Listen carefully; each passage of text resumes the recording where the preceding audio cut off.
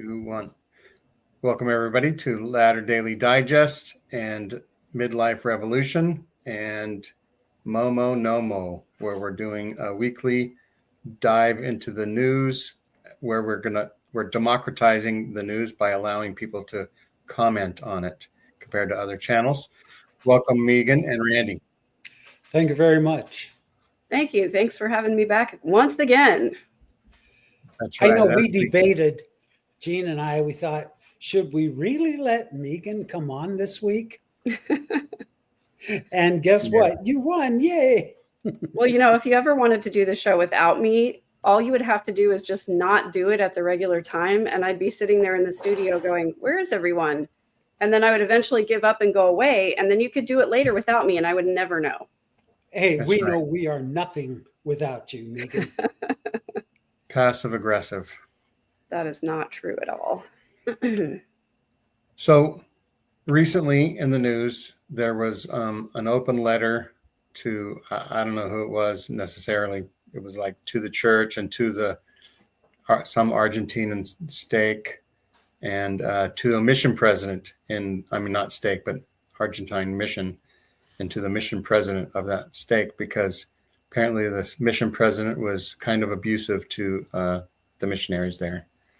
So we thought we would start with that as the headline, and we'll cover other news as it comes up. Yeah, I'm interested to hear this story because I haven't read it at all. So I'm interested to know what you consider to be kind of abusive. Yeah. And it's a lot like somewhat abusive. Very similar. Very similar, Sue. Okay. Well, let's hear it. And I actually forgot to load it up, and so I'm going to have to look for it. Randy, did you read it at all or see that? I sure did. Yeah. That he was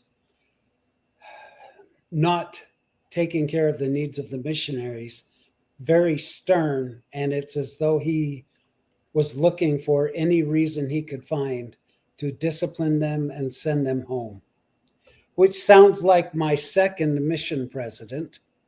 My first one was great. My second one just had a real stick up his butt, and it's as though he wanted to send as many missionaries home as he could.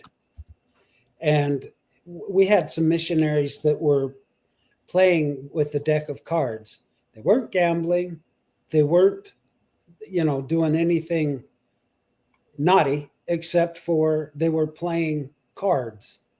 And he sent them home. Are you kidding me? What?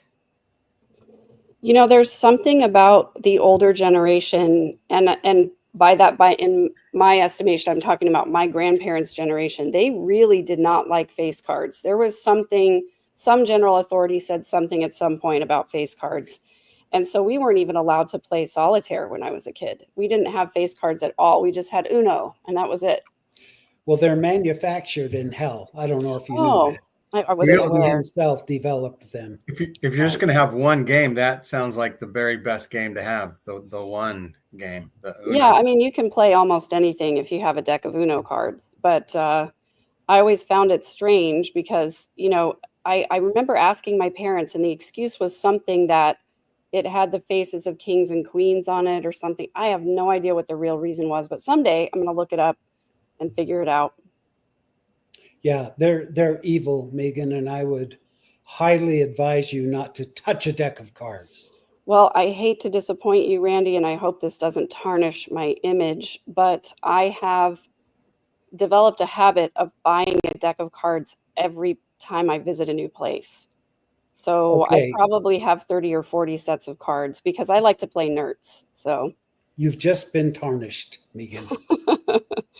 Well, if that's what tarnishes me, then so be it, I guess. Wait until you hear more. That's the way to go. If you're going to get tarnished, do it over a deck of cards. Yeah. And I'm sorry I had to laugh. I totally thought you were going to say sounded a lot like my second wife, not my second mission president.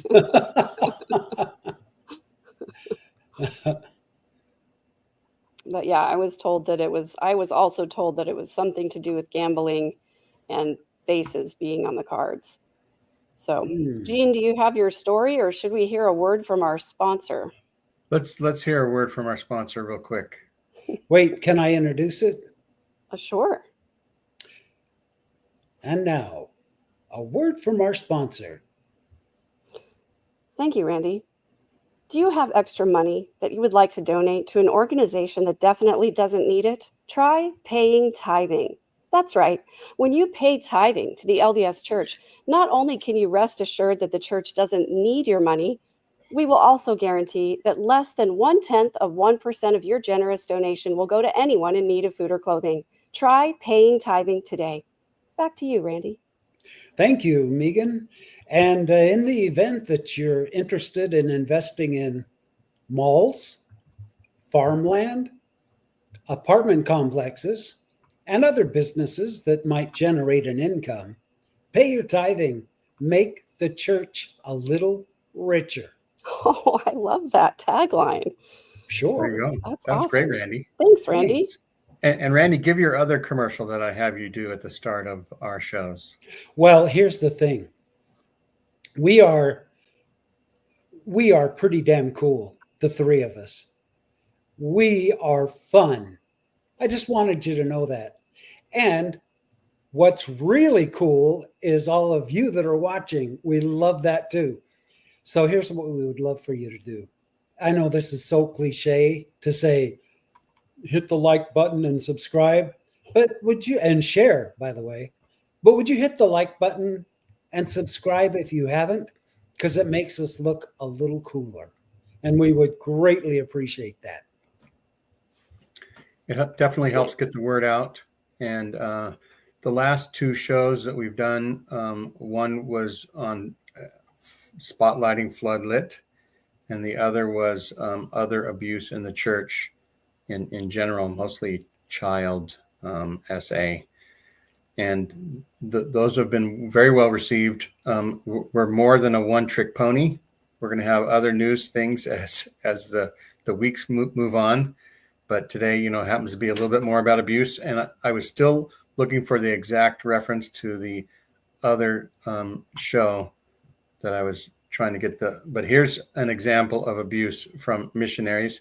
And if anybody wants to call in at any time, or if they have missionary stories that they want to share that shows a pattern of abuse in the church, we're happy to have that right now. So this is Church Illegally Takes Passports from Missionaries. And it's a post on Reddit, ex-Mormon Reddit. Back in my home country in Eastern Europe, a friend of mine was called to serve a mission in Western Europe. His MTC date was set for June, but before leaving, he decided to take the entrance exam for medical school. He didn't expect to pass. He just wanted some practice for when he would return from his mission. While he was at the MTC, he got surprise news from his parents. He had actually been accepted to medical school with a very good score. Being a recent convert, he got baptized in March last year. He thought maybe he could serve just a few months instead of the full 2 years.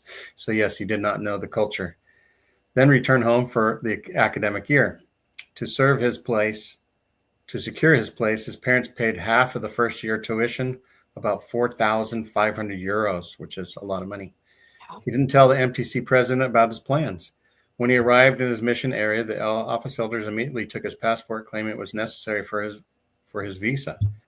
As a European citizen, he didn't need a visa to live in another EU country. During his first interview with the mission president, he mentioned that he planned to return for school at the end of September. The mission president apparently thought this was a joke. About a month into his mission, he realized it wasn't for him. The conditions were harsh, barely enough money to live, expectations to work while sick, and strict rules. He called the mission president and asked to be released. The mission office was furious. They placed him in a trio with the zone leaders, refused to return his passport, and told him to pray and repent because it was a trial. And what do we say? The church isn't it's not a cult. Oh, it's not?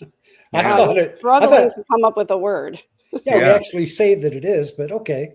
Yes, we say it, but facetiously we say not a cult, right? When we identify culty behaviors. When you said the church is not, I thought you wanted us to say healthy. It's not healthy. or friendly or Church kind. is not kind. The church is not about family. I mean, we could go on. That's right. Yes. So anyway, in Europe, national ID cards can serve the same purpose as passports, and his parents bought him a plane ticket early one morning. He packed a carry-on and left. The zone leaders tried to stop him, but he threatened to call the police.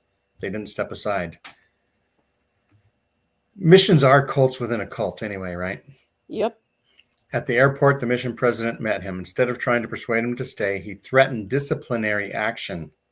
My friend calmly told him that if he didn't return his passport, he would report him to the authorities. The mission president finally handed it over, pleading with him to reconsider. His last words to my friend were, "Do you have any idea how much harm you caused to my mission? This is every mission president's nightmare." Probably he was expecting some general authority calling, and having some missionaries running away doesn't look good. But keep in mind, MO live in missions. Mission office officials live in mansions while missionaries live in cockroach-infested flats.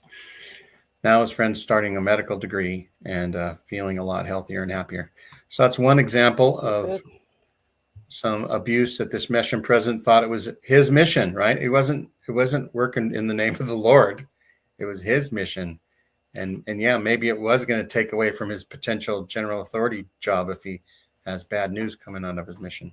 I think they might have been describing every apartment that I lived in on my mission as a cockroach infested flat, because we lived in some pretty crappy conditions with no heat. When we would, well, excuse me for being crass, but when we would pee, the steam would rise up because it was so cold in our place. And yeah, and I tried not to breathe that steam in, by the way. Yeah. I know from personal experience when my former spouse was taking the missionary lessons, we went through several sets of missionaries, and I was constantly having to give them rides places because they were biking elders and they didn't have their own car, and it was hot, it's over 100 degrees. So I would frequently pick them up from their apartment to bring them to our house to give a lesson and then take them to their next lesson. And they let me in on a little secret that I didn't know before. The church rented these apartments, and they were the cheapest apartments in the area. I did know that, but I didn't know that the church signed a 10-year lease in order to get a huge reduction in the rent. And so they would just pass this apartment from one set of missionaries to the next, often with very little oversight on the condition that the apartment was left in.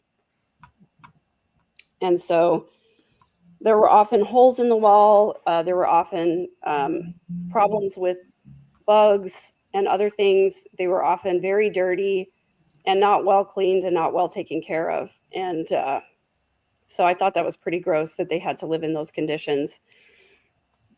Yeah, we very rarely had like a kitchen that we could cook in. Most of the places that we lived was just a bed and one bedroom and a bathroom, and that's it.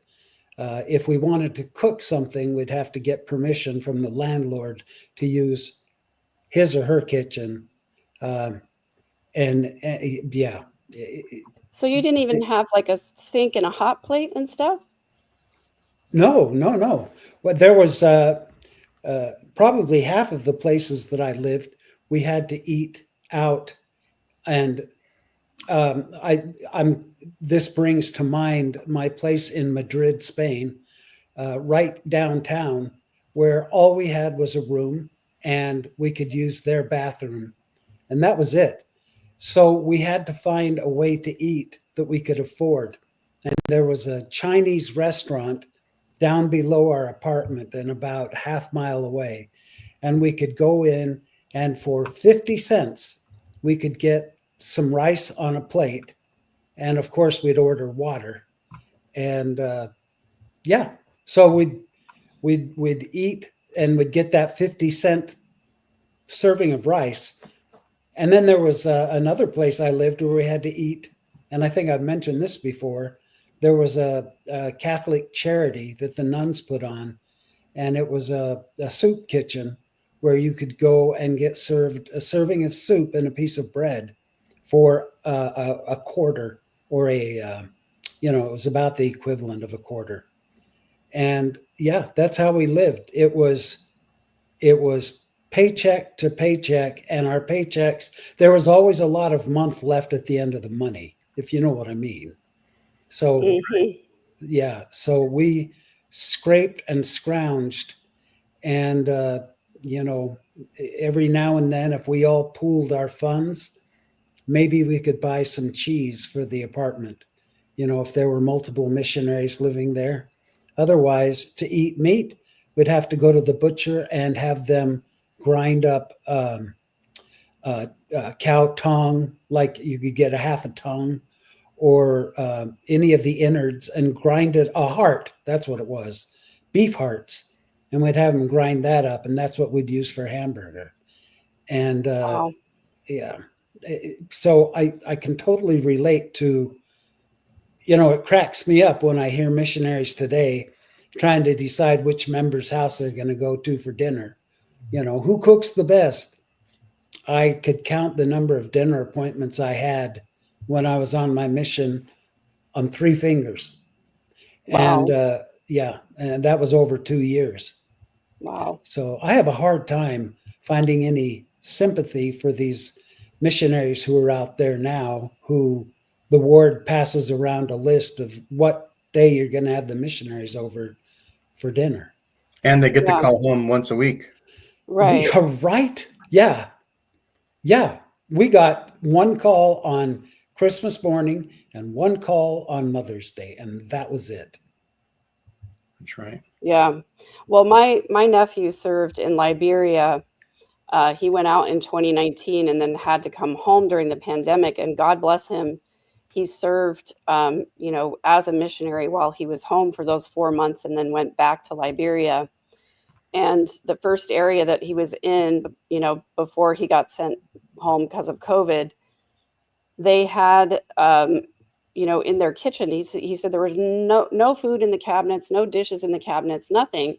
So he and his companion went out in the morning to the market, and they got some rice and some beans, and they brought it back to the apartment and put it in the cupboard, and then went out and knocked doors all day. And when they came back, there were literally dozens of rats on their countertop, in their cabinets, and all over the apartment, because they had, devoured these dry rice and beans that the elders had brought home. And then somebody was like, "Yeah, I forgot to tell you, you can't really store food in your apartment. You just have to buy it and cook it and eat it right then, and don't leave anything.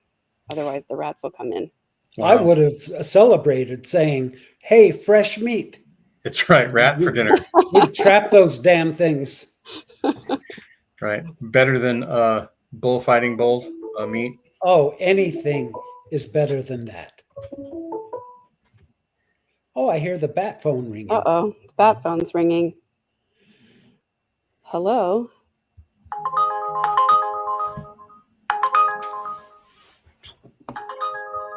Boy, it sounds like we're in a Caller, are you casino. there? Can you hear me? Hello? I've got it on speaker, so I don't know. Oh, they hung up. I guess it was a crank call. A crank call? Not to be confused with a prank call. Yeah, I Crank don't know. call, isn't that the thing where you turn the crank to get the phone going in the old days? Exactly. Yes, exactly. You guys didn't know?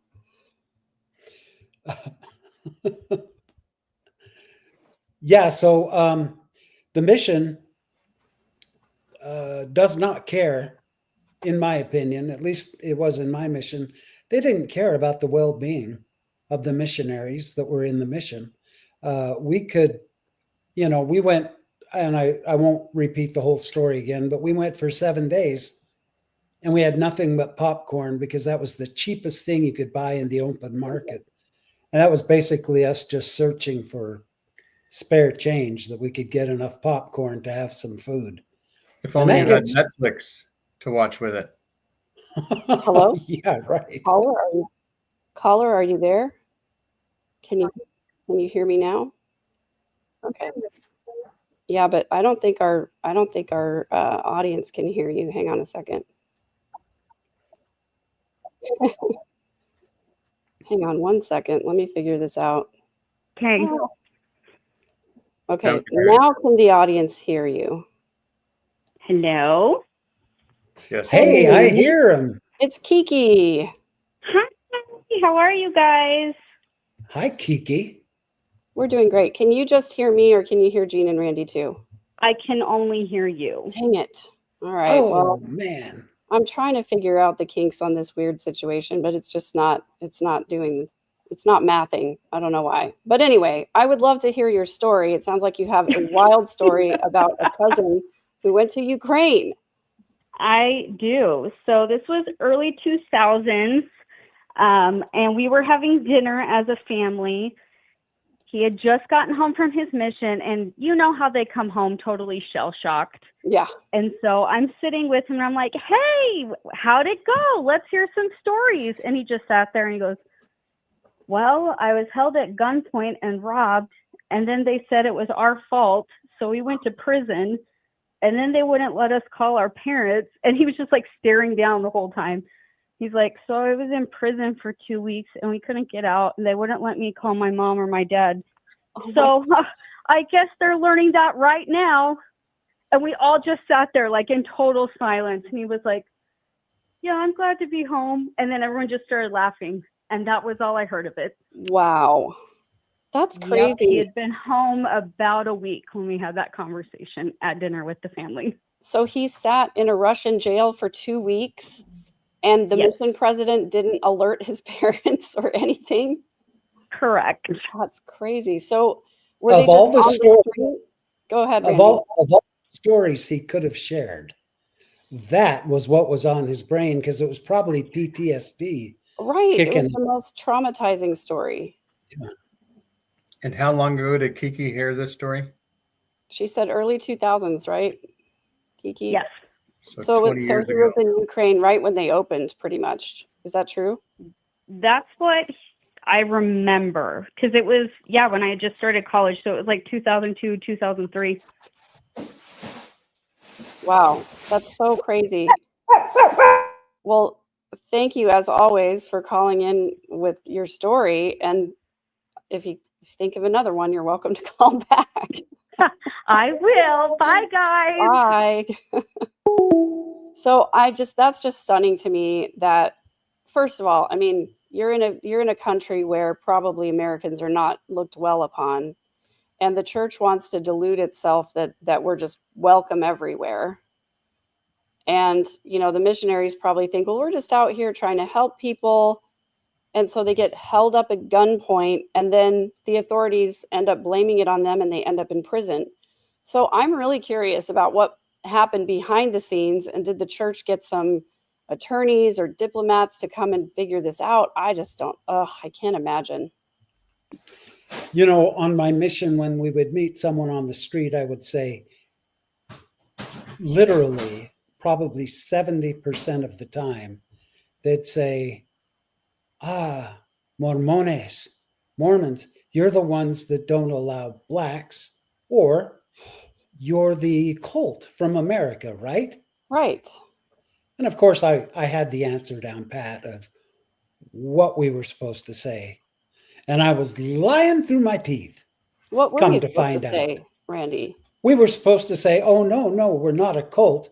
We are the restored Church of Jesus Christ back on the earth. And we're trying to spread the word of Jesus Christ and his teachings. And, of course, we now honor the rights of the African Americans in the United States. Of course, it had just happened the year I went on my mission. Wow. But the reason we didn't before, and then we had to give them that stupid Mark of Cain story. And I hate that. I hate that I told people that. I'm if I could go back and reverse time, I would say, actually, yes, we are a cult. And The reason we don't let blacks in to enjoy the full benefits of the gospel is because we're incredibly racist. Yeah. Two simple answers, because those are the correct answers. But I was indoctrinated. I was brainwashed. Wow. So I found the story, and it's on Megan Hayes' generally unquotable channel. And here's actually the link to it, to the thing that she read. I'm just gonna cruise through it, and I put in the chat the link to her episode, and it's basically says to the Brazil area presidency, not Argentina or whatever. So they're writing about the behavior of a mission president in Brazil. The person is a trained therapist. They believed him to be the mission president to be engaging in abusive, negligent, and otherwise toxic behavior. Let's see. They want everybody to be aware of these behaviors. And then they say, after reading the Book of Mormon, I know that, these aren't the things that Mormonism should be standing for mission presidents. Like one missionary traumatized because of how the president runs the mission. The mission president wanted everybody to spy on one another and report about the bad behavior, caused everybody to have, questions about who's talking to them and why are they asking them questions and stuff like that. And it sets up a system of fear and distrust among missionaries, and it's disgusting to us. He would show up unexpectedly to do interviews and threaten them with punishments if they didn't gossip about their companions. Another missionary was told that unless they spied and told the president all the bad things their companion was doing, he would send the missionary home. And the missionary said there was no bad things. The mission president wanted them to lie about it. And another missionary reported that for 3 weeks in a row, they begged for help because their companion was verbally and physically abusive. And despite all this being reported in the weekly letters, the mission president didn't offer any help to the missionary. And so then they talked to their parents. The missionary talked to their parents, and the missionary got reprimanded by the president for talking to the parents about what was going on. And I'll say that my third missionary child that's serving son, he served in Rio de Janeiro. His mission president was mad because the Christmas call went overtime, right? But partly the reason why it went overtime was because we chatted with the family that was there. We chatted with, about different things. It wasn't like we were abusing any type of thing, but the mission president restricted their electronic communications, so he couldn't email us. So he was writing letters, but mail from Brazil takes about a month. So after 2 weeks, we're going, what's going on with our son? And we called the mission office. The mission president didn't return any of our emails. The mission, who works at the mission office, the assistant to the president's, one of them talked to us and said, he's sorry, but the mission president doesn't like to, deal with these issues or whatever. And it's like, it's just inconceivable that the mission president wouldn't let us know ahead of time, right? Yeah. Hey, you're not going to get an email from your son this week because of this, right? Mm-hmm. Otherwise, he's like punishing us for it. And so that was a part of my decline in believing that the leaders of the church had any type of authority, right? Or discernment. Another missionary wanted to be sent home. Was sent home. Right. The president wanted to send the missionary home, not for any egregious disobedience, but because the president didn't like the missionary. But the missionary wanted to continue serving and refused to go home. In retribution, the president deactivated their money card so they were unable to buy food. What a good guy. A true Christian, in my opinion, being facetious about it. Sarcasm. Eventually, the missionary ran out of food and was forced to leave a mission that they sincerely wanted to serve. The president commanded missionaries that they must not speak with their parents about him or the issues within the mission. And that reminds me, another son said that he couldn't tell us how things were going because the mission president didn't want the missionaries to write anything bad about the mission. So he couldn't tell us what was really happening because he felt that it was against mission rules to. Now that's the cultiest thing ever, to say you can't say anything negative about the mission. And what does that remind you of? It's North not okay Korea. to say, yeah, North Korea. You also can't say anything negative about the church while you're a member, or about the leaders while you're a member, because, you know, even if the criticism is true, it's not okay to criticize leaders. That's right. The mission president said, "You are not to talk to your parents about your mission. You must talk to me. I am your father now, Luke." Whoa. But anyway, That reminds me of the Moonies, where Reverend Moon wanted his followers to call him father. right. And the Doe And his wife, mother. the the Comet cult in the 1990s, Heaven's Gate. Yeah. They wanted to be called mother and father, I believe, as well. Yikes. Let's see. Whenever parents attempted to contact the president about their children, there was no communication from the mission office. Ta-da. Oh, wow. This is from Brazil. Of course, this is 15 years ago that my son was in Brazil, but I guess maybe this mission president, who's now my child's mission president, is now in the 70s, and maybe he's training mission presidents to be just like him in Brazil. Who knows? Yeah, wow. They are told not to respond to any family or friends who emailed them. What? And they're only allowed to Crazy. send out one email and may not respond to any family or friends who email them apart from their one "everything's going well on my mission" kind of a letter, Wow. right? Yeah, their No propaganda that direct, they have to send out. no direct responses.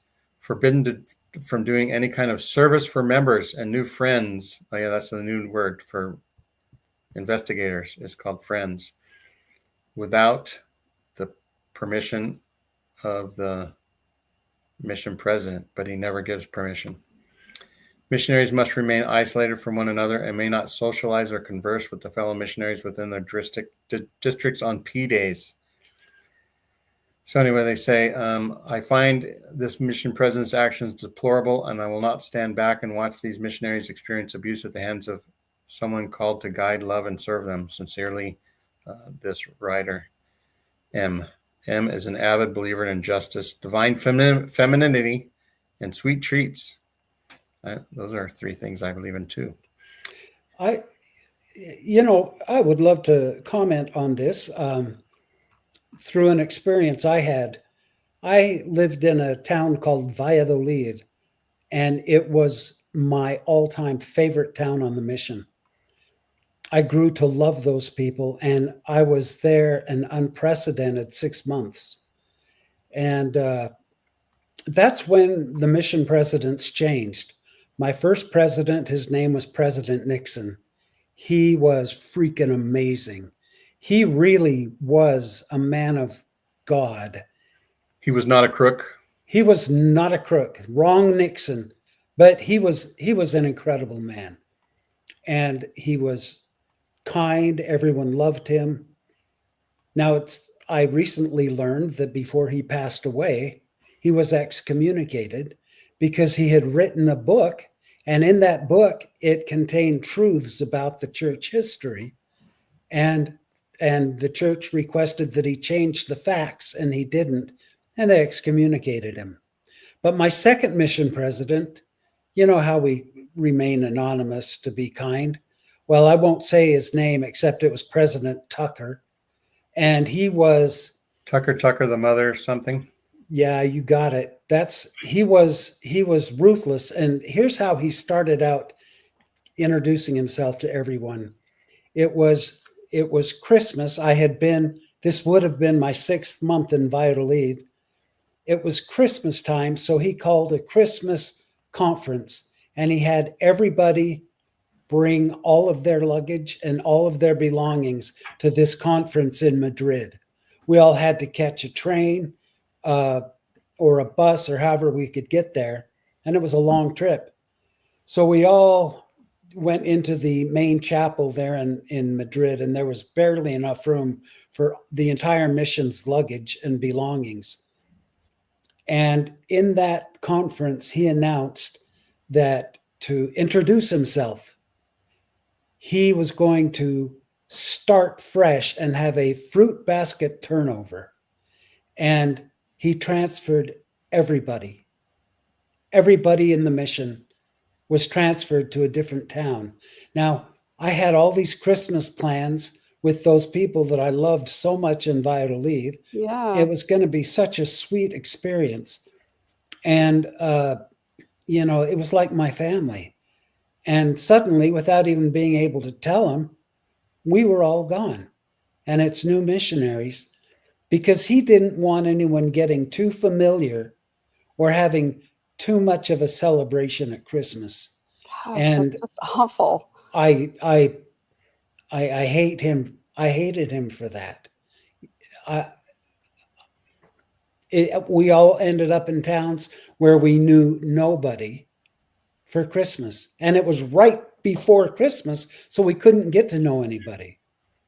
So it literally ruined Christmas for all the missionaries. His hero must have been the Old Testament God. Grinch, was that his name? God Grinch. Yeah, Wow. I get peeved off just even talking about it, because he denied not only the missionaries, but all the members who loved those missionaries a warm Christmas. Yeah, exactly. It's so awful. I'm so sorry.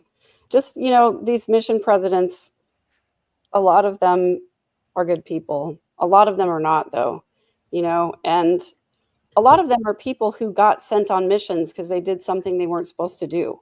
And that's something that a lot of people probably don't know, is that the church has this pattern that when somebody misbehaves, they send them on a mission so that they just, get rid of the problem, because we don't want to deal with it. We don't want to see it. And a lot of times, if they're already higher up in leadership, if they're on the high council or stake president level, they'll send them on a mission, make a mission presidents where they're over these young men and women. And I would be willing to bet that these mission presidents don't have any training about what is developmentally appropriate for this age of young men and women. And a lot of them are young enough that they've never had children that age either, and don't know how to deal with any of the issues that typically come up for these people as far as mental health goes. I'm sure they get a lot of legal training about what their responsibilities are. I also want to share, I have an anonymous text that came through. Somebody wanted to share this story, but did not want to call in or reveal the name of the person that this relates to. However, you talking about Spain must have brought this up for them. So they said that they had a friend who went to Spain, and she said she knew that Catholics were the church of the devil because there was so much idolatry in the Catholic Church. She hated Catholics. She said they worshiped idols and worshiped the devil openly, and they hated Mormons. It just shows the indoctrination. Instead of appreciating their culture and seeing these amazing Catholic relics and historical statues, she belittled it. So.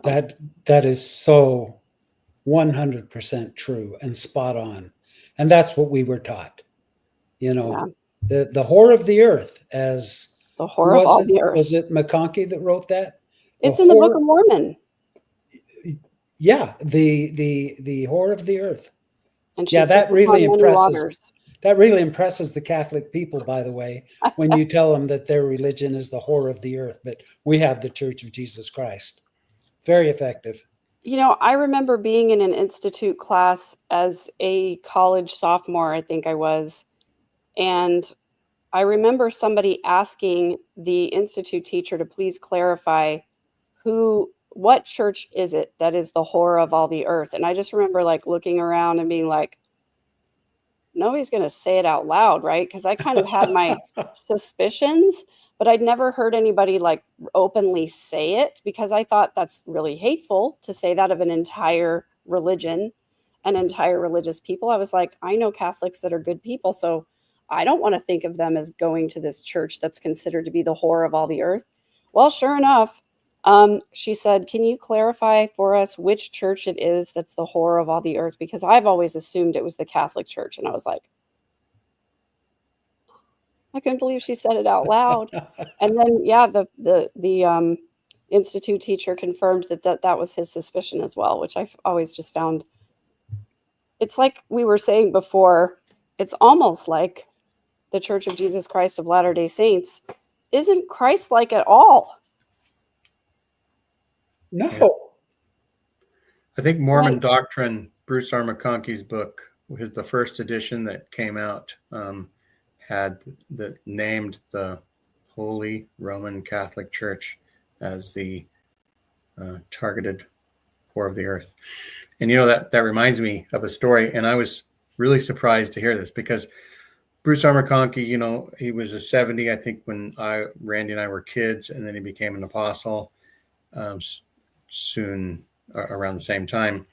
And he wrote his Mormon Doctrine as a 70, he wasn't an apostle. And the apostles, when he first wrote the book, formed a committee to review the book, and they found 931 errors in it and asked Bruce to fix them. And he fixed them. And then so then it got printed. And then he wanted to do a second edition or something like that. And they didn't want him to, but he did it anyway. And then they made up rules. Like, nobody can publish anything anymore unless it comes through our offices, right? The committee. What was Yeah. the name of the book, Gene? Was it Mormon Doctrine. Mormon Doctrine? Yeah. So that was nowadays it would be a Victory for Satan doctrine. Right. Yeah.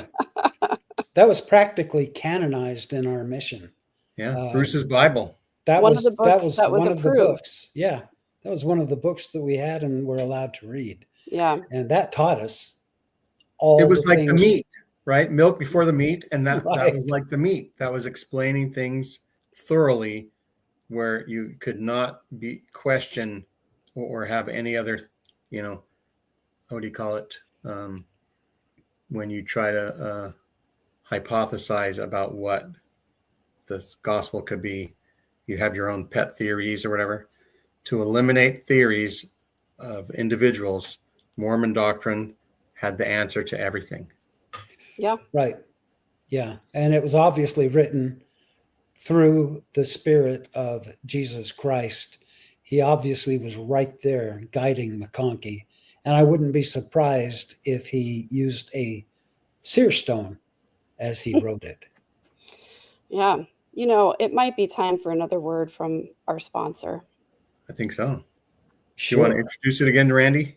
I'd love to. We're glad you're with us. And now, a word from our sponsor. Are you a recent high school graduate looking for an exciting international experience? Then you should try serving an LDS mission. That's right. When you serve an LDS mission, you'll experience exciting cultures and learn new languages, sometimes as close by as Utah or Idaho. For just $400 per month, plus the cost of your own food and clothes, you can be shipped off to the foreign country that needs immediate replacements, along with the people whose applications were received the same day as yours. After a few weeks of indoctrination at the exciting Provo Missionary Training Center, you'll board a Delta flight that lands closest to your assigned area, surrender your passport, and work for 60 hours a week for up to 2 years, knocking on doors and accosting people in the street. When you serve an LDS mission, you'll get to experience the cognitive dissonance of encouraging single moms to pay their tithing instead of feeding their kids, telling regular people they have to stop drinking or they won't get into heaven, and telling members of the LGBTQ community that they have to be celibate for the rest of their lives. Try serving an LDS mission today. Back to you, Randy. Thank you, Megan. And now, back to our show. That sounded like something that everybody in America would want to do. I don't know why anybody would want to do that. this whole show is practically about how exciting it is to serve an LDS mission. You know, I got to tell you, growing up in the church, that was the expectation of a young man. And it's like, we're not going to force you to go on a mission, but you're a piece of shit if you don't. Exactly. I was entertaining. I was singing and doing ventriloquism and had a TV show.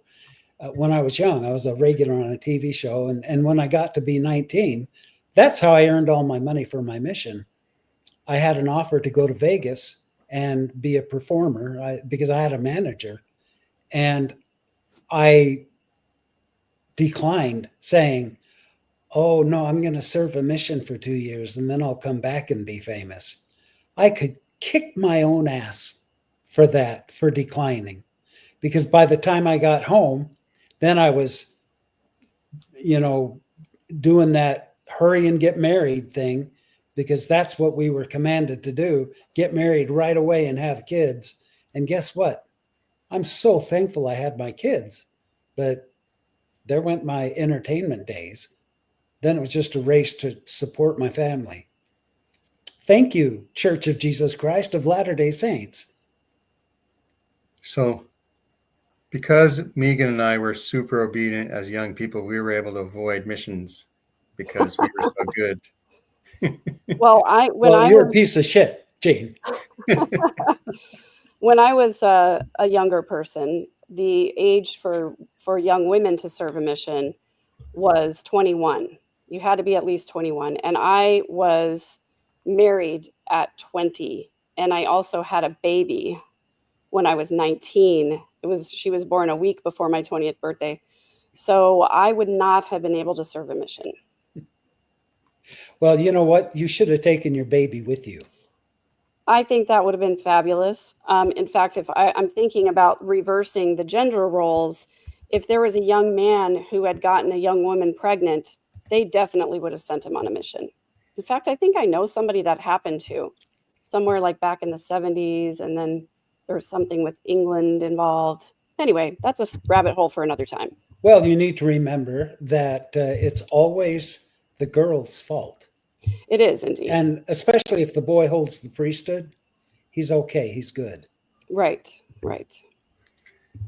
It's You those boys that want the girls to hold their priesthood that are being bad.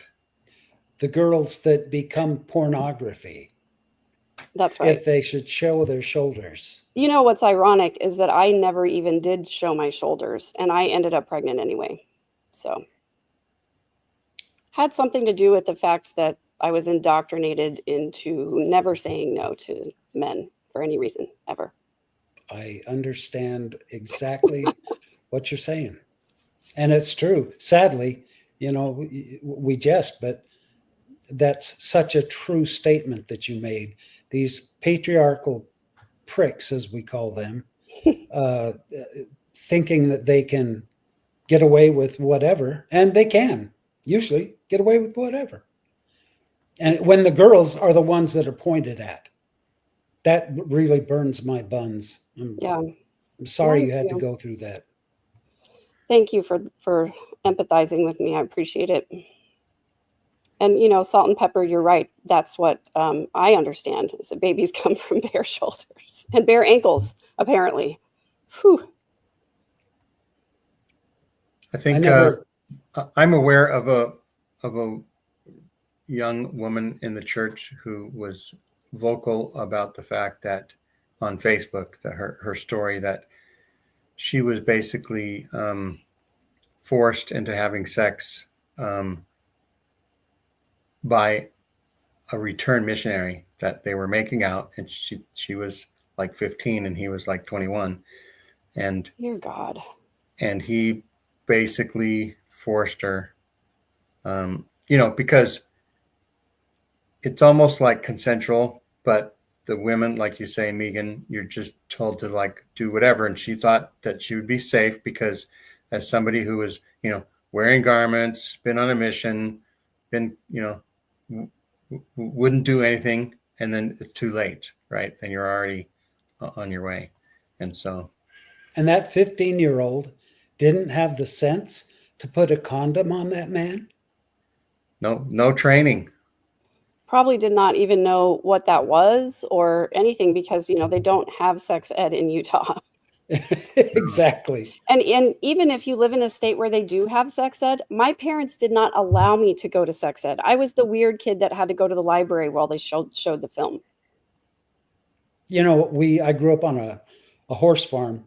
My dad raised racehorses, and we were always breeding the horses. We had a couple of studs, and would have men bring people bring their mares to get serviced by our studs. It was a pretty expensive deal because our studs had good bloodlines.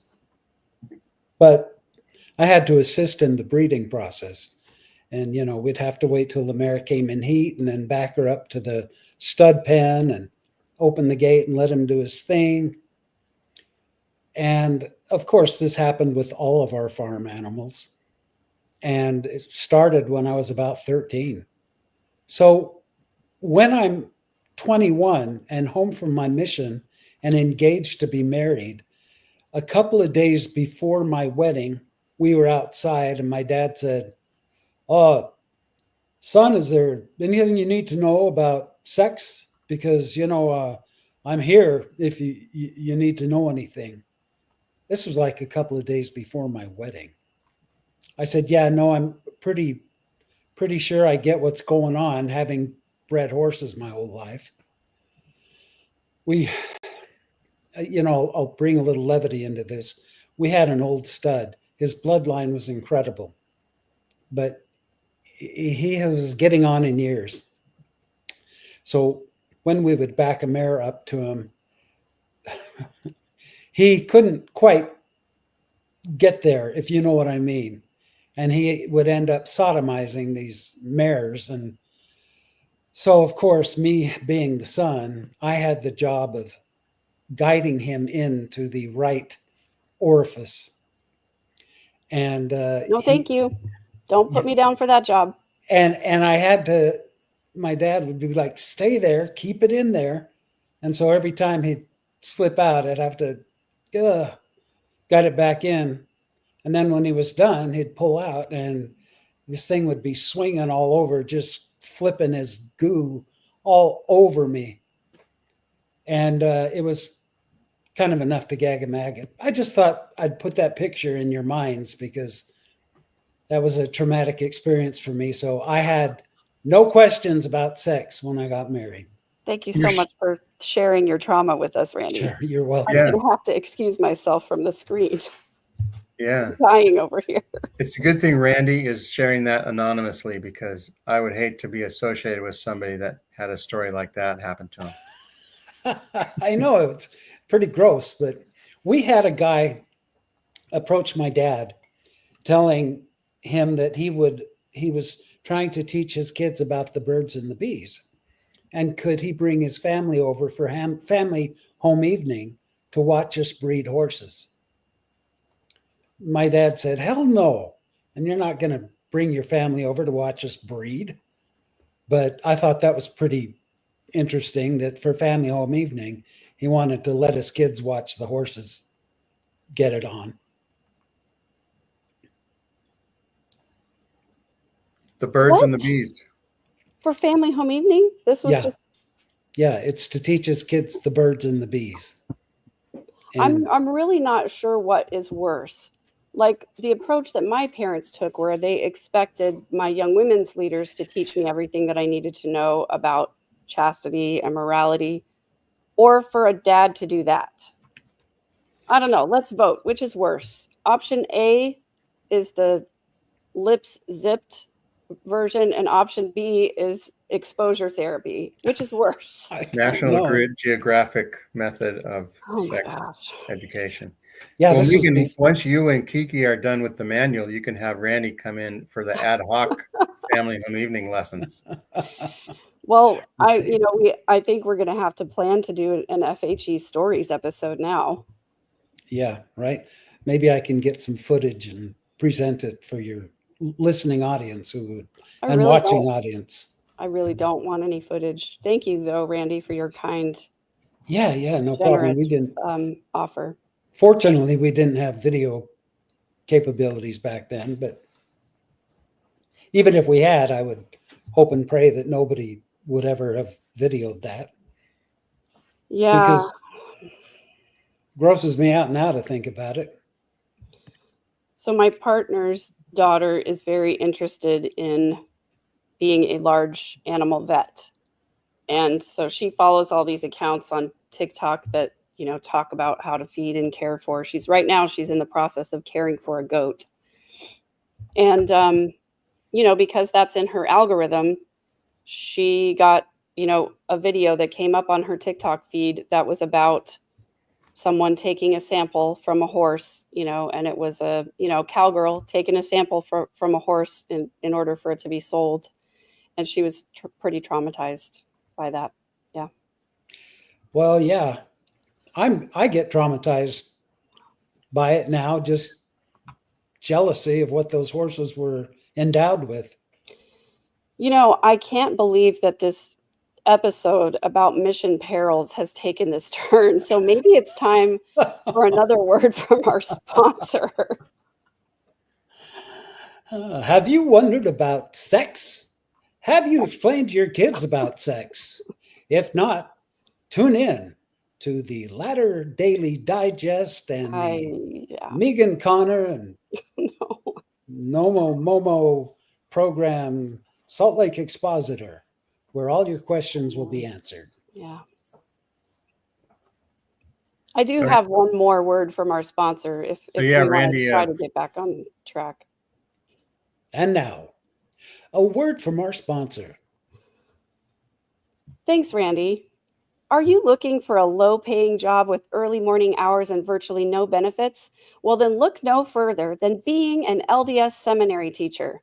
That's right. When you get hired as an LDS seminary teacher, you'll enjoy teaching classes that start at 5:30 a.m. to students who are a mix of the 100% attenders who will answer every question and never miss a day, and grumpy teenagers who are only there because their parents are making them. Imagine the joy of revealing to young people that a boy from a small town New York started having schizophrenic delusions when he was just about their age and went on to accidentally start the world's most financially successful cult when all he was trying to do was sell a book he wrote after pretending to find golden plates he pretended to translate using a magic rock. That's right. Try being an LDS seminary teacher today. Back to you, Randy. Thank you, Megan, for that incredible message. And remember, those of you who are parents of those seminary students will love it too. That's right. Because you get up and take those kids to seminary.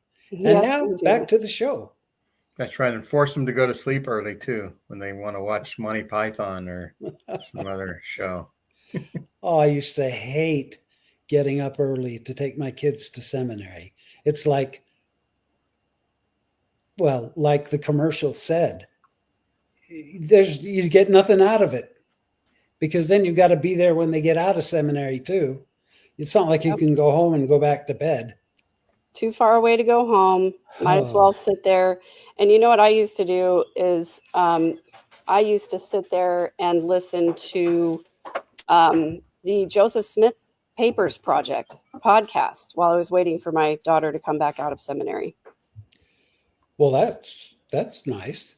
Hey, did you notice that my cup is color coordinated with my outfit? Excellent. I love it. And it's also good for pride. My cup. This is my pride cup. Is it full of your delicious peanut butter coffee? No, Megan, it's too late for that in the day. Sorry. This has my delicious mix of cherry and pineapple mango Crystal Light. Tim. You guys are having too much fun. Well, we've been pretty somber over the last few weeks, so we're lightening it up a little bit now, but still with a very serious message. Oh, I know. Very serious. So, Tim, you enjoyed your mission, but were there some things that were a little abusive? No. What about paying for your own mission? My dad paid for my mission. Okay. Nice. Well, Um, I'm sorry, Tim. These are all the wrong answers. Well, what was your most memorable mission experience? well, I've talked about what happened to my companion and his bike, and then me falling on the sidewalk and it being like rubber, and then tracking out a couple of whorehouses. Finding tanks. Wait. Finding a tank back up. factory. Is that what Yeah. you Well- called the Catholic churches in Germany? No. Okay, what, Megan? What? You just skipped right over tracking out whorehouses. I know. Yeah. I was like, whoa. The one in downtown Paderborn. Did you Right. know it was a house of ill repute when you knocked on No. the door to share the good No. word? No. We were doing street tracting or street. I think we were doing street board, and the guy gave us an address. Come on over when you're done. So my companion, myself, went right over when we were done. He was messing with you, in other Oh words. yeah. Yeah. Germany has a whorehouse in it. Lord have mercy on our soul. Best little whorehouse in Texas, by the way. Yes. Yeah. Well, did you get any converts, Tim? I think 2. No, I mean at the one specific place. Oh no. No. Any potential celestial companions there? Probably. Probably a lot of talk of the second coming. I'm just guessing. And with that, guys, I'm going to sign off because we've been No, on an don't. hour. No, stay with us. Well, see, you got to call. We had to ask permission to call home. Okay, you got to call home, Randy, on what, Christmas and Mother's Day? Mother's Day. Yeah. We had to ask even to call anytime. So I did not know that there was no set times to call home. not in my mission. I had to ask my mission president, can I call home? Yeah, you can call home. All right, call home for Christmas, and I can't remember the other day. I wonder when they instituted that just as a general rule. Sounds like Yeah. they're transitioning. And we had to carry our passports with us every day. Yeah, I'm so Well- glad that you guys well, got yeah. to do that. When you're in a war zone, basically a former war zone, right? Well, it was the Cold War, and we're in West Germany, right? And the Russians could come across the border anytime. Yeah. Did you have a code word that I Pack know? the books. Oh, yeah, that's what we had too. Pack the books. And that would mean get the heck out of the country. Get out of Dodge. Yeah. Yep. Yeah. Just in case. I guess that was I didn't know that was a universal code. Yeah. We had people asking us if we were CIA or FBI a few times. And you said not yet. Right. Yeah. No, it wasn't. Okay. If it was abusive, I was never a senior companion until the last 2 months of my mission. I was a junior, and then I was a co-senior. And then I was finally a senior the last couple of months of my mission. So I guess that was some kind of an abuse. But our mission was so stale that it didn't make much difference. Did you love your mission, President? I did. I did. President Perker. Yeah, he was a German soldier. He told me about his time during the war. He was a medic and a forward observer. Yeah. I did. I loved the man. He was great. He was fun. He was great. He worked for Deseret Industries. When I went to school at BYU, I used to go and say hi to him once in a while when I drove by the DI there. Oh, interesting. They had Deseret Industries in Germany? No, in Provo. He ran the Desert Industries in Provo. They called him on a mission. He went back to the same job he had before. Oh, gotcha. Yeah. Yeah. I guess if I could complain about something, I guess not being a senior companion till the last couple of months of my mission. Like I said, it was so stale. For about a year, we were just all senior companion. It really didn't matter. I guess missions were just very different back when the church was founded in 1830. Yes, they were. Much Yeah. No. I'm sorry, Tim. I'm just kidding. Yeah, it's okay. It's fine. You can rib me all you want, Megan. Yeah. I know Gene and Tim are so old. How old are they? Really, really old. I know Gene is certainly older than I am. He's I- old enough to be my brother. I did hear a story I've never been able to verify about the Swiss mission, that there was an area conference, I think in Munich, right before the Olympics. And supposedly the mission staff took their van and drove to Greece or something like that. Italy, or they drove somewhere and back and all got in trouble for it. I've never been able to verify if that was true. That was a rumor going around. How far was it, Gene or Tim? From Switzerland to Greece. Germany?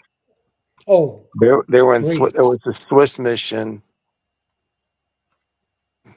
I don't know how far. Anyway, they just went for a tour of Europe when the mission president's wife were gone. They decided to go. Yeah. That's leaving the mission boundaries is kind of a big Yeah. deal now. They probably would have gotten sent home. I don't know. Probably. I don't know what happened to him. I don't know. So, We Randy, just- do you want to share this? What's this? Yeah. When I was working at Walt Disney World, it was in Orlando, Florida, and I don't know if anyone has heard of Benny Hinn, but he's a Oh, very, boy. very famous what do they call him? Evangelist. And he has a huge chapel and he's incredibly wealthy. He had a couple of jets that were his own private jets and all these fancy cars. Did it all in the name of heaven. But this man would call people up and he would heal them and then they'd drop to the ground, or he could wave his arm and everybody falls down. Jane, can you click on play there? Holy Spirit, thou art welcome in this place. Holy Spirit, thou art welcome in this place. So are you kidding me? This goes on all over all over the world, where these evangelists wave their hands and people fall and start going into convulsions and things. This is So- how the Mormon church was when Randy was a kid in the 1830s, the early That's 1830s. right. This early Mormonism was. Yeah, Right. that's right. So one of my partners at Walt Disney World, when I say partner, one of my working companions, he was a detective as well. He was Benny Hinn's nephew. And he worked for Benny Hinn on Sundays when Benny Hinn would call people up and, cast everything, all the illness out of them, and they'd fall to the ground. Will was one of the catchers for Benny. So I asked him one day, I said, look, is that real? And I said, are these people really passing out like that? He goes, oh yeah. But he said, I guarantee you, it's not the power of God that's making them fall, if you know what I mean. So his literal job title was catcher. Yeah, Benny Hinn had a group of catchers that would, like when they'd call someone up out of the audience, someone who was paralyzed and Hit them on the head and they're going to fall back. yeah, yeah. Or he'll blow on them and say, just do all these, wave his hand, and they just fall to the ground, and then they get up and they're healed. But my Will said, it's not the power of God. I said, are you saying the that Mormons have the power of God, and this other stuff must be the power of Satan to try to draw people away from Mormonism? He alluded to the fact that it was Satan, that these people got possessed and that they never stayed well. And I've often wondered, because of course we know that the Church of Jesus Christ of Latter-day Saints has the truth, the power, the authority to heal in the name of God. So why don't the apostles walk through the children's hospitals and heal all these kids and let them walk out cancer-free? That'd be so loving. Right? Wouldn't it? Yep. Because It would cost them if you nothing. actually did have that power, that's really how you should be spending your time. That's right. That's right. And I would hope that if they really had that power, like they claim they do, that they would use it. That's right. When it comes to Bednar is hoping that Mormons have the faith not to be healed. And as ex-Mormons, we have the faith not to pay tithing, not to attend church, That's right. not to listen to any of their bullshit anymore. That's how much faith we have.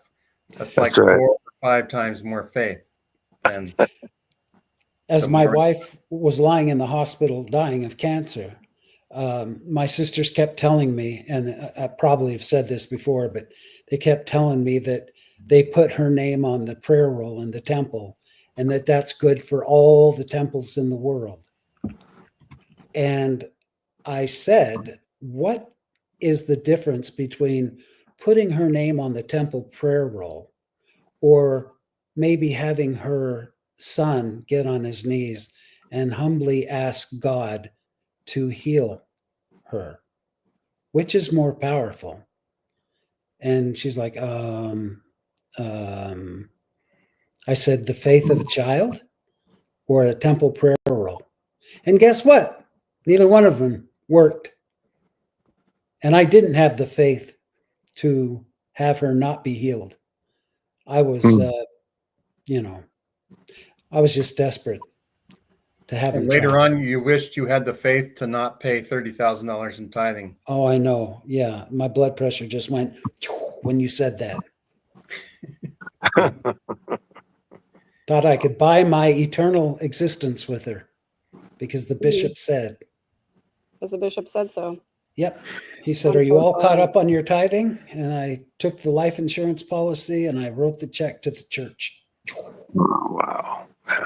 to catch up all my tithing.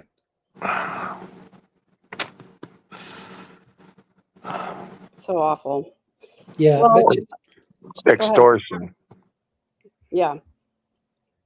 When, I was just looking at C. Cheadle's comment about having been to see Benny Hinn live.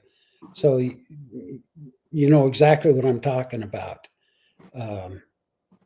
Yeah, this is a big show, and it's incredible that people all over the world are paying money to be healed. When that collection plate rolls around, let's funnel the money into that. This is all a big financial gain. And I just wanted to kind of bring out the point that faith in these farces make us do crazy things. Look at the temple. Look at the rituals that go on inside the temple. That's pretty crazy if you've ever seen a video of it or if you've ever been in there to watch it. And you'd say, why? What's going on? Well, it's that same thing, that same mentality. It's God that you're serving right there. This is the power of God. And when we get into that celestial room, keep your eyes open because you may see Jesus Christ live and in person. That's right. And I'm ready to do a commercial. I heard I read Randy's story this morning where he lost his wife, and then the bishop once Randy was feeling so heartbroken, the bishop said, all you have to do is pay your tithing on the insurance money you got. And it was from this book that I read, Randy's story, written by our friend, Lila Tueller. Yep. Oh, Lila. Oh, Yep. Yeah. And so- It's an incredible book. When religion causes harm. And that's what today's show is, when missions cause harm. But this is an example. Lila was, yeah. Hey, I've look at that. I've got mine down in my room because I'm still finishing it off, but Lila sent me a copy with a beautiful note in it, and You can find it on means the Amazon. world to me. Here's a book I'm reading now. Just like Megan sent Carter. me her book with a beautiful note in it. And by the way, my Amanda has read your book now twice. Oh, She's wow. on her second round of reading it. Wow. Wow. Well, that makes me feel good, because it makes me think of, it must not be as bad as I think it is. It's not bad. It's a beautiful book. Thank you. Cool. Well, With I a touching appreciate story. everybody sorry, what, Randy? Oh, with a very touching story in it. Thank and you. really humanizes you and makes people love and empathize with you. Thank you. Well, I just did an episode on the Two Nomos podcast, which I think Randy and Jean, you've been on that one as well. They've where I been on told- ours. So, Yeah, I told a little bit more of that story. I know a lot of people on my channel who came to me because of my family's case haven't heard a lot about that story. So I'm going to play that episode on my channel as well good. a little later. I think actually later this evening. Great. I love them.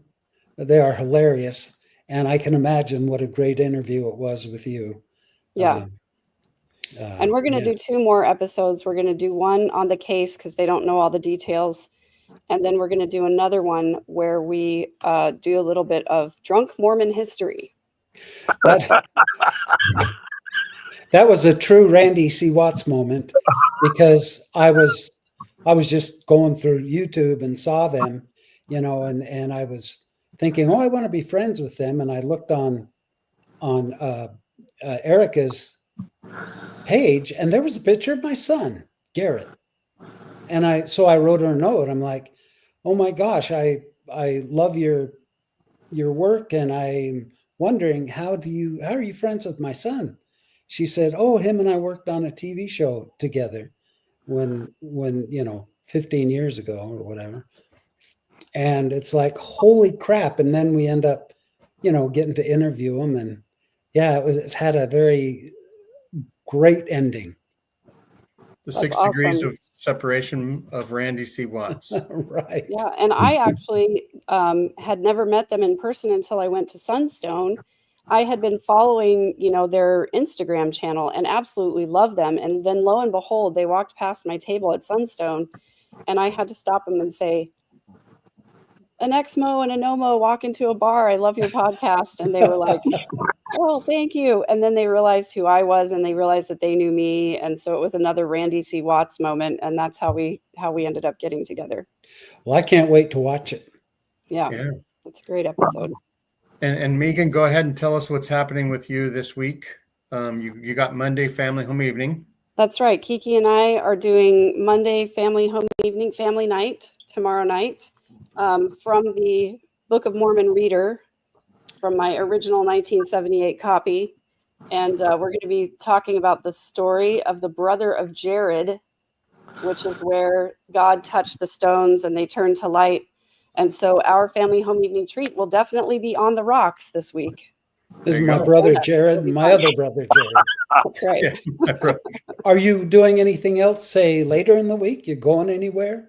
Out of town, maybe? I actually am going out of town on Thursday. I will be heading up to Denver, Colorado to attend Crime Con for the first time. I have a little bit of trepidation about it. I don't know what to expect, but I will be there with Trisha from Web Sleuths. I know that my friend Lauren Matthias and her producer Grayson will be there. I'm looking forward to seeing Joel Waldman from Surviving the Survivor. I hope actually I'll run into a lot of my podcaster friends there at the very least. And then, there will probably be I definitely will be doing some lives from CrimeCon to show everybody what it's all about. I'm sure there will be some oddities as well as some learning experiences. You may have so much fun you'll want to go every year. I might. Yeah. You never And know. it's not outside the realm that Lori Vallow makes an appearance if Jesus would just step up and break down the walls of her prison. That's right. I've heard that he is going to just tear down the prison walls and that the prisoners are going to walk free. That's what I've heard. Wow. I'm excited to see that. That'll be exciting to see. Yeah. What about you guys? What do you have coming up this week? I'm going to the kidney doctor. That's fun. Oh, nice. That's about it. How about you, Tim? What are you and your cats up to this week? Wait, for Randy, I have to tell him you're in luck. Ha What am I getting? Well, I think Tuesday we're going to talk about the endowment. At least that's our plan. Oh, goodness. Um, Thanks for warning me. well, we're going to talk about some history stuff. I know what the subject of our after show should be, but I'll share it with you privately later. And Yeah, also, this is the week that the 20th anniversary of Mormon News Podcast showed up first on YouTube. And so we're going to do a show on Thursday commemorating that. And we're going to invite people to come and give an appreciative thanks to John DeLynn and everyone at Open Stories Foundation and Mormon Stories. And so more news to come on that. Check out our channel and you'll get more information coming up. Yeah. Well, thanks, guys. It's been fun as always. Oh yeah, Tuesdays with Tim is going to happen. Yeah, we just talked about that. That's right. I'm guessing Yep. Tuesday. Oh yeah, Probably Tuesday. Tuesday. Yeah. Yeah. Hey, and don't forget to check out our sponsors: paying tithing, serving an LDS mission, and being an LDS seminary teacher. Thanks to our sponsors. Brought That's to right. you by That's right. Vegan. Vegan. So and what did we need to sign homework also because the following week, the Tuesdays with Tim will be about the new docu-series. Yeah. We want everybody to watch that. Oh, An inconvenient faith. An Inconvenient Faith. Yes, everybody Yeah. watch it. Is So it we true can Al talk about Gore did that? Who? I don't know. Al Gore? No, I- I don't think that he was involved in the creation of that documentary or the internet. And There's I no want to. reverse hockey stick of the decline of Mormonism. I want to encourage everybody to go watch that 3-hour video on sex abuse and Nelson and all kinds of strange ties to Skull and Bones at the U of U. And Oh yeah, do you remember who the podcasters were on that? I think it's called Injustice for All or Liberty for All. Yeah, it's Liberty. Shoot, I can't remember. But also, you should check out the channel Difficult Research. Crusha Easton and Joe Schmo 88. They do an excellent deep dive into SRA in Utah, and they talk about this as well, the Skull and Bones and Nelson's involvement. Yeah, That's a good teaser because now I want to watch it. it's really good. It's excellent. Maybe, Tim, maybe you can share the link you're talking about with Gene, and he can put it in the show notes. Okay, yeah. Is this the documentary that you were talking No, about, or is it's- this something different? It's in our panel. I just put it in our panel, Oh, It's in the good. panel Okay. chat. the Facebook panel, yeah. But I watched part of it last night and finished watching the rest of it today, and I was just blown away. Very cool. Right. Well, you guys, if you haven't liked this, well, we know Like, you've share, loved and it, but subscribe. please hit that like button and subscribe to all three of our channels because we're just We just love to hoard subscriptions. That's right. We want hard subscriptions. We want to be number one. All right. Take care, guys. We'll see you Thanks soon. for watching. Have a great Bye-bye. rest of Bye. 2025. Bye-bye.